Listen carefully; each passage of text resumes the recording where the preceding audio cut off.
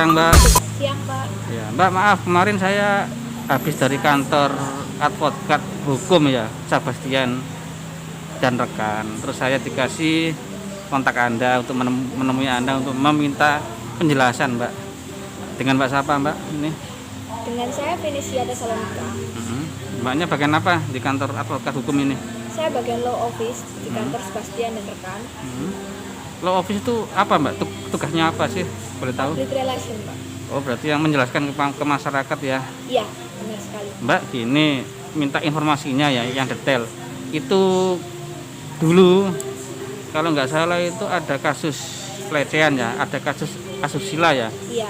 Itu namanya inisialnya Ika ya, cuman nama samarannya itu Putri ya. Iya. Sempat viral di YouTube, di internet ya, di dunia sosial media lah.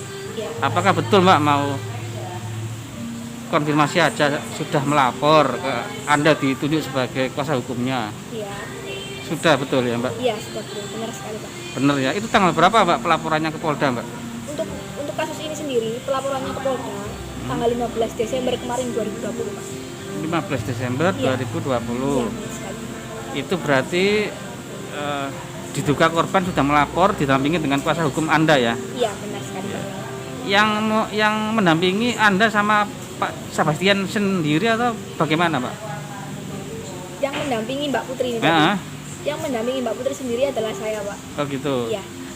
Terus Pak Sebastian sendiri kan sebagai pemilik dari kantor advokat itu lagi kemana, Mbak? Boleh tahu, Mbak? Kebetulan sekali sebagai pemilik Mas Sebastian sedang ada urusan mendadak. Tapi nanti misalkan di persidangan dibutuhkan ya Iya. tenaganya ya. Iya, benar sekali, Oke. Pak. Mbak, minta informasinya itu di Polda kemarin selesai pelaporan ada apa, Mbak? Kok kita kok sebagai masyarakat kok nggak ada info apa-apa ya sampai awal tahun ini gitu? Iya, jadi setelah pelaporan itu tadi, Pak, kemarin Polda menjelaskan kepada kita bahwa Polda sudah melakukan dan mengirimkan surat pemanggilan terhadap terduga ini, Pak. Oh gitu ya? Iya. Soalnya media kan biasa ya, kayak TV, wartawan kan biasanya kalau ada pemanggilan kan dikabari, kok ini kok nggak ada kabar ya. Itu kapan, Mbak, kira-kira pemanggilannya itu terhadap? Pemanggilan terduga ini tadi, Pak. Iya. Untuk pemanggilan terduga ini, Polda telah mengeluarkan surat dan mengirimkan kepada terduga ini pada tanggal 16 Januari 2020. Baru minggu Dan kemarin hingga ya? saat ini, Pak, Iya. terduga belum mendatangi Polda atau belum mengonfirmasi ini semua. Kemungkinan bisa dianggap mengabaikan panggilan dari Mengabaikan. kepolisian. Siapa, Mbak? Terduganya namanya siapa, Mbak? Boleh tahu? Inisialnya aja. Terduga ini seorang ulama yang berinisial GI Dari mana? Kok dari Malang. dari Malang ya? Iya. Oke. Berarti dari info dari Polda Jatim itu apa tanggal berapa, Mbak? 16 ya? Iya, tanggal 16 Desember, 16 Januari, Januari. 2021. Sudah mengirimkan surat resmi ya pemanggilan ke Terduga ini. Iya, sudah. Sudah ya? Dari Polda sudah mengirimkan Sudah. surat resmi pemanggilan pertama untuk Hah? terduga. Terus respon dari ini Malang, Mbak, respon dari terduga ini bagaimana, Mbak? Terduga belum ada respon hingga saat ini, Pak. Belum ada sama sekali ya. Belum sama sekali. Terus informasi ini apakah sudah sampai ke keluarga korban pelecehan atau Mbak Putri itu? Untuk informasi ini saya sudah sampaikan kepada korban pelecehan ini tadi, yaitu keluarga Mbak Putri. Dan saya juga sampai sekarang hingga saat ini masih sangat sering untuk berkontak-kontakan dengan keluarga Mbak Putri. Ya. Ya. Responnya bagaimana, Mbak, keluarga dari Mbak Putri setelah dapat info kalau terduga GI ini sudah dipanggil, sudah dikirimkan surat pemanggilan lah. Dan terbukti mengabaikan gitu. Iya, Responnya itu bagaimana? responnya dari keluarganya Putri itu bagaimana? Oh, Iya. jadi responnya dari keluarga Mbak Putri ini saat saya menceritakan terduga telah dilakukan pemanggilan oleh kepolisian dan terduga ini terbukti mengabaikan, keluarga Mbak Putri ini sangat kecewa dan berharap banyak kepada saya dan kepolisian pihak Polda untuk segera melakukan pemanggilan kedua, Pak. Sedangkan pemanggilan kedua ini membutuhkan waktu 14 hari hingga 1 bulan kerja. Oh, berarti lama juga ya, Mbak? Iya. Berarti gimana, Mbak? Saya kan orang awam, nggak tahu ya itu proses pemanggilan pertama sama kedua sama ketiga itu prosesnya berapa hari? Tolong dijelaskan, Mbak, biar masyarakat tahu tuh. Iya. Untuk pemanggilan kedua ini, dari pemanggilan pertama ke pemanggilan kedua itu prosesnya sebanyak 14 hari sampai 30 hari kerja atau 1 bulan. Dan jika pemanggilan kedua ini terduga masih mengabaikan Kak, dari Polda ini akan melakukan pemanggilan ketiga dengan waktu yang sama. Dan pemanggilan ketiga ini jika terduga masih juga mengabaikan, dari Polda akan langsung datang ke rumah terduga untuk melakukan tindakan penangkapan. Ya, berarti... Jadi statusnya sudah tertangkap karena dia terbukti mengabaikan pemanggilan tadi. Oh gitu. Ya. Begini Mbak, mengenai keluarga korban Mbak Putri ya, nama samaran lah. Itu apa Mbak yang selama ini dikomunikasikan ke Anda sebagai kuasa hukumnya? Komunikasikan ke saya gitu. Maksudnya apa? Ngomong apalah ke sampean gitu waktu? Ya Mbak Putri sangat minta tolong sekali Mbak, Pak, agar kasus ini benar-benar saya kawal dengan agar cepat selesai gitu. Iya. Terus gini Mbak, apa di media sosial ya, khususnya di YouTube kan terjadi hoax ya, atau terjadi apa ya, berita yang menyebutkan kalau kasus ini nggak jelas, kasus ini nggak tertangani secara insentif atau nggak ada titik lanjutnya. Itu bagaimana Mbak tanggapan Anda sebagai kuasa hukumnya? Ya, tanggapan saya untuk berita yang telah simpang siur ini di sosial media itu Pak, saya di sini juga ingin sekalian meluruskan juga ya kepada netizen dan juga seluruh masyarakat Indonesia untuk memberitahukan bahwa sebenarnya kita itu benar-benar mengurus kasus ini dengan baik Pak. Kita benar-benar mengawal kasus ini, dan juga ini Polda juga sudah melakukan proses banyak dan juga sudah melakukan pemanggilan Pak. Kita bukan mengabaikan kasus ini, tidak Pak. Kita benar-benar sedang proses di sini. Ya, begini Mbak, untuk pertanyaan selanjutnya dari pihak keluarga korban ya, si Mbak Putri ini yang pernah dilecehkan seorang ulama Gus ya, Oknum Gus, itu apa Mbak keluarganya pesan apa ke Anda sebagai kuasa hukumnya? Keluarga Mbak Putri ini sudah benar-benar menyerahkan sepenuhnya ini kepada kami, kepada saya juga Pak. Dan mereka berharap agar ini segera saya selesaikan atau kami selesaikan sesuai dengan undang-undang yang berlaku di Indonesia. Terus ini Mbak, apa respon dari terutama mamanya ya, mamanya kan sangat mencintai korban si Mbak ini, si Mbak Putri ini. Reaksinya apa Mbak setelah mendengar kalau viral di media sosial kalau anaknya menjadi salah satu korban pelecehan? Tentu saja jika dilihat secara psikologis, ibu korban ini benar-benar merasa sangat terpukul dan sangat terpuruk Pak. Saya tahu sendiri kondisinya karena saya sering berhubungan dengan keluarga korban, khususnya ibunya. Ibunya ya? Iya, karena korban sendiri ini juga termasuk anak semata wayang mereka Pak. Gitu. Iya. Terus ini Pak, untuk Polda Jatim ya, itu menjanjikan apa ke Anda sebagai lawyer, sebagai kuasa hukumnya? Untuk Polda Jatim sendiri sudah konfirmasi kepada saya bahwa Polda Jatim telah melakukan surat pemanggilan yang pertama dan telah mengirimkannya di Malang untuk terduga ini, dan terduga hingga saat ini masih mengabaikan dan tidak menjawab panggilan dari Polda Jatim. Ya, terus Polda Jatim responnya bagaimana setelah terduga ini enggak apa ya, istilahnya tidak mengabaikan lah. Apa yang dilihat Anda sebagai kuasa hukum? Yang saya lihat, jika terduga masih mengabaikan pemanggilan dari Polda Jatim, pemanggilan pertama, Polda Jatim akan melakukan pemanggilan kedua. Pemanggilan kedua ini akan turun 14 hari sampai 30 hari kerja atau 1 bulan. Untuk pemanggilan kedua Mbak, seandainya nggak datang ya, terus pemanggilan ketiga juga nggak datang, apa yang dilakukan oleh pihak kepolisian yang disampaikan ke Anda? Pihak kepolisian akan langsung melakukan tindakan yang terukur secara profesional dan akan langsung mendatangi rumah terduga atau yang biasa disebut melakukan penangkapan. Begitu. Ya. Misalkan Mbak, ini sekedar ini ya, angan-angan aja. Iya. Kan saya orang awam ya, mewakili masyarakat. Waktu pemanggilan ketiga itu terduga ini, yang diduga ini nggak ada di tempat atau keluar negeri itu atau keluar pulau itu, bagaimana Mbak?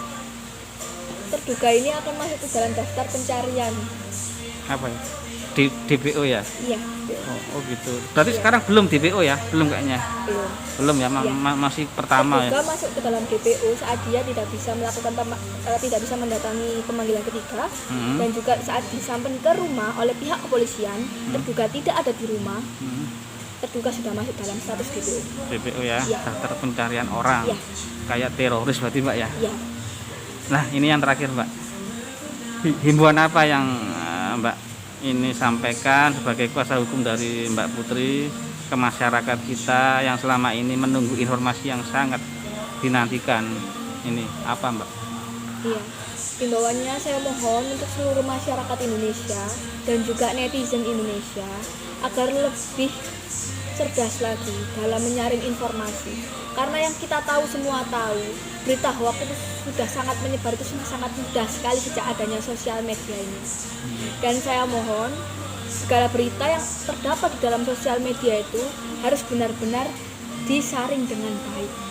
Jadi jangan sampai ada kesalahpahaman antara masyarakat, netizen, dan juga kami dari pihak kuasa hukum Mbak Putri ini tadi, dan juga dari Polri. Ya ini Mbak, ini mungkin sekedar pertanyaan yang sangat penting ya Mbak. Ini kan kuasa hukumnya ini kan sudah lama ya mendampingi Mbak Putri ya untuk proses ke pelaporan ke Polda ya. Iya. Apa Mbak kendalanya selama ini, mungkin kurang apalah gitu, mungkin bisa disampaikan ke masyarakat gitu.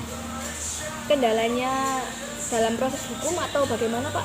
Ya, kendalanya dari korban ini apa? Kok sampai sekarang ini baru dipanggil? Oh, kendalanya dari proses hukum, dari proses pelaporan korban ini Pak? Iya. Ya, kendalanya itu ya biasanya di prosesnya Pak. Jadi karena yang saya sebutkan tadi, untuk satu surat pemanggilan saja itu membutuhkan waktu 14 hari sampai 30 hari Pak. Jadi kendalanya mungkin karena proses hukumnya ini yang agak lama Pak. Dan juga ditambah kita juga perlu mengumpulkan, bukan kita penyidik juga perlu mengumpulkan banyak barang bukti agar memperkuat bukti yang ada, agar terduga bisa dihukum dengan sesuai hukum yang berlaku.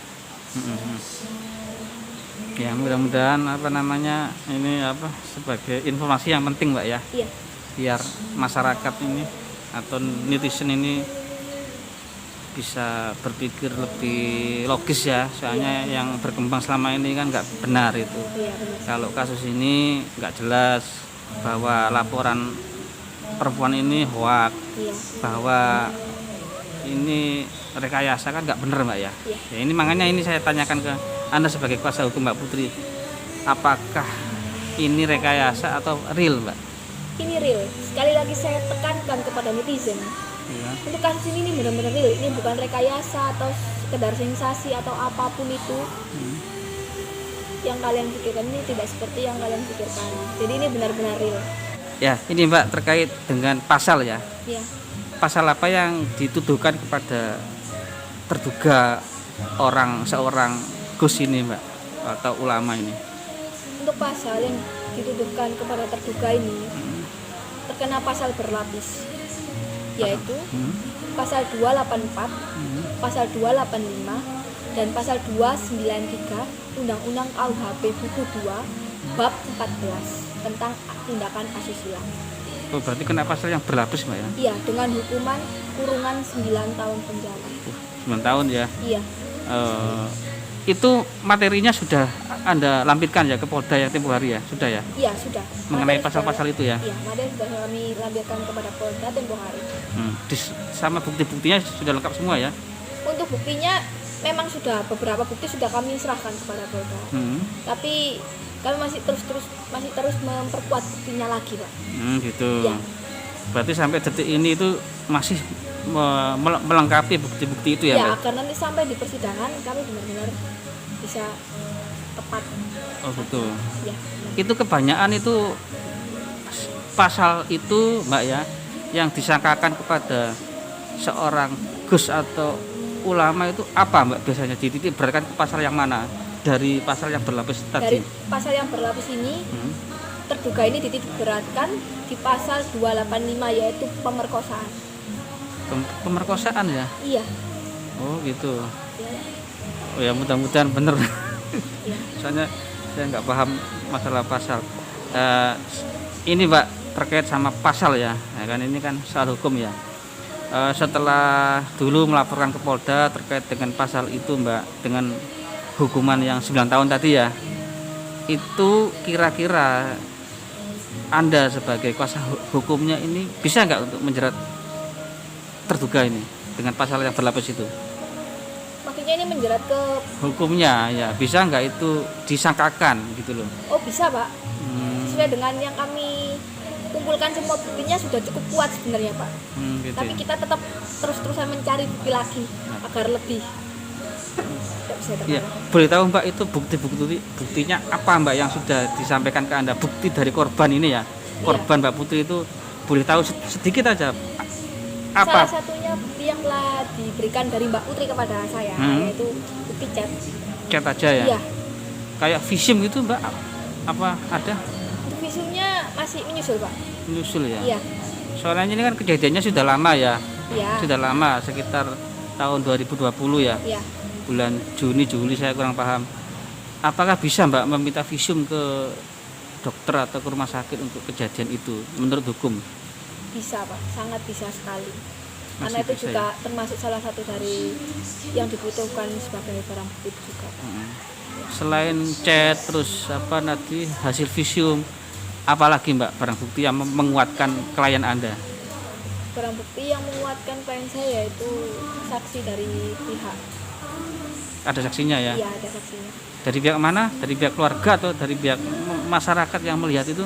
Dari pihak masyarakat yang melihat itu Pak. Oh, ada juga ya Mbak ya? Ada Pak. Oh, luar biasa ya. Mudah-mudahan ini saksi bisa menjadi saksi kunci ya di persidangan nanti untuk membantu korban untuk mencari keadilan. Ya Mbak. Ya, begini Mbak, untuk pertanyaan selanjutnya dari pihak keluarga korban ya, si Mbak Putri ini yang pernah dilecehkan seorang ulama Gus ya, Oknum Gus itu apa Mbak keluarganya pesan apa ke Anda sebagai kuasa hukumnya? Keluarga Mbak Putri ini sudah benar-benar menyerahkan sepenuhnya ini kepada kami, kepada saya juga Pak. Dan mereka berharap agar ini segera saya selesaikan atau kami selesaikan sesuai dengan undang-undang yang berlaku di Indonesia. Terus ini Mbak apa respon dari terutama mamanya ya, mamanya kan sangat mencintai korban si Mbak ini, si Mbak Putri ini. Reaksinya apa Mbak setelah mendengar kalau viral di media sosial kalau anaknya menjadi salah satu korban pelecehan? Tentu saja jika dilihat secara psikologis, ibu korban ini benar-benar merasa sangat terpukul dan sangat terpuruk Pak. Saya tahu sendiri kondisinya karena saya sering berhubungan dengan keluarga korban, khususnya ibunya. Ibunya ya? Iya, karena korban sendiri ini juga termasuk anak semata wayang mereka Pak. Gitu. Iya. Terus ini Pak, untuk Polda Jatim ya, itu menjanjikan apa ke Anda sebagai lawyer, sebagai kuasa hukumnya? Untuk Polda Jatim sendiri sudah konfirmasi kepada saya bahwa Polda Jatim telah melakukan surat pemanggilan yang pertama dan telah mengirimkannya di Malang untuk terduga ini, dan terduga hingga saat ini masih mengabaikan dan tidak menjawab panggilan dari Polda Jatim. Ya, terus Polda Jatim responnya bagaimana setelah terduga ini enggak apa ya, istilahnya tidak mengabaikan lah. Apa yang dilihat Anda sebagai kuasa hukum? Yang saya lihat jika terduga masih mengabaikan pemanggilan dari Polda Jatim, pemanggilan pertama, Polda Jatim akan melakukan pemanggilan kedua. Pemanggilan kedua ini akan turun 14 hari sampai 30 hari kerja atau 1 bulan. Untuk pemanggilan kedua Mbak, seandainya nggak datang ya, terus Iya. pemanggilan ketiga juga nggak datang, apa yang dilakukan oleh pihak kepolisian yang disampaikan ke Anda? Pihak kepolisian akan langsung melakukan tindakan yang terukur secara profesional dan akan langsung mendatangi rumah terduga atau yang biasa disebut melakukan penangkapan. Begitu. Iya. Misalkan Mbak ini sekedar ini ya, angan-angan aja. Iya. Kan saya orang awam ya, mewakili masyarakat. Waktu pemanggilan ketiga itu terduga ini, yang diduga ini nggak ada di tempat atau keluar negeri itu atau keluar pulau itu, bagaimana Mbak? Terduga ini akan masuk ke dalam daftar pencarian. Apa ya? di DPO ya? Iya, Oh gitu. Berarti sekarang belum DPO ya? Belum kayaknya. belum. Belum ya, Iya. masih pertama ya. Terduga masuk ke dalam DPO saat dia tidak bisa melakukan tidak bisa mendatangi pemanggilan ketiga, dan juga saat disampen ke rumah oleh pihak kepolisian, terduga tidak ada di rumah. Terduga sudah masuk dalam status DPO. DPO ya, Iya. daftar pencarian orang. Iya. Kayak teroris berarti Mbak ya. Iya. Nah, ini yang terakhir Mbak. Himbauan apa yang Mbak ini sampaikan sebagai kuasa hukum dari Mbak Putri ke masyarakat kita yang selama ini menunggu informasi yang sangat dinantikan ini apa Mbak? Iya. Himbauannya saya mohon untuk seluruh masyarakat Indonesia dan juga netizen Indonesia agar lebih cerdas lagi dalam menyaring informasi. Karena yang kita tahu semua tahu, berita hoax itu sudah sangat menyebar, itu sangat mudah sekali sejak adanya sosial media ini. Dan saya mohon segala berita yang terdapat di dalam sosial media itu harus benar-benar disaring dengan baik. Jadi jangan sampai ada kesalahpahaman antara masyarakat, netizen, dan juga kami dari pihak kuasa hukum Mbak Putri ini tadi, dan juga dari Polri. Ya ini Mbak, ini mungkin sekedar pertanyaan yang sangat penting ya Mbak. Ini kan apa? Kuasa hukumnya ini kan sudah lama ya mendampingi Mbak Putri ya untuk proses ke pelaporan ke Polda ya. Iya. Apa Mbak kendalanya selama ini, mungkin kurang apa lah gitu, mungkin bisa disampaikan ke masyarakat gitu. Kendalanya dalam proses hukum atau bagaimana Pak? Nah, kendalanya dari korban ini apa? Kok sampai sekarang ini baru dipanggil? Oh, kendalanya dari proses hukum, dari proses pelaporan korban ini Pak? Iya. Ya, kendalanya itu ya biasanya di prosesnya Pak. Jadi karena yang saya sebutkan tadi, untuk satu surat pemanggilan saja itu membutuhkan waktu 14 hari sampai 30 hari Pak. Jadi kendalanya mungkin karena proses hukumnya ini yang agak lama Pak.